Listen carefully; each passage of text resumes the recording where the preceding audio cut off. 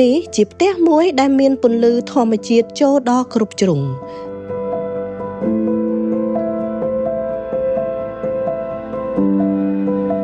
នៅគម្រោងឯកផ្ទះត្រូវបានរចនាបែបបើកទូលាយបន្ទប់ទទួលភ្ញៀវនិងបន្ទប់ផ្ទះបាយរួមបញ្ចូលគ្នាធ្វើឲ្យពន្លឺធម្មជាតិជះចូលពីគ្រប់ជ្រុង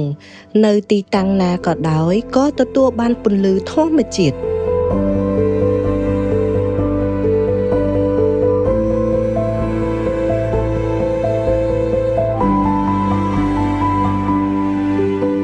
មានលំហធំទូលាយពីដានខ្ពស់ខ្ពស់បង្កើនបរិយាកាសប្រណិតគួរឲ្យចង់រស់នៅ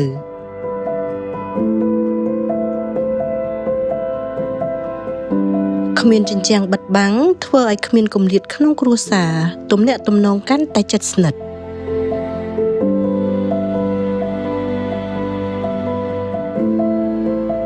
គម្រោងឯកអភិវឌ្ឍដោយក្រុមហ៊ុន Bunli Development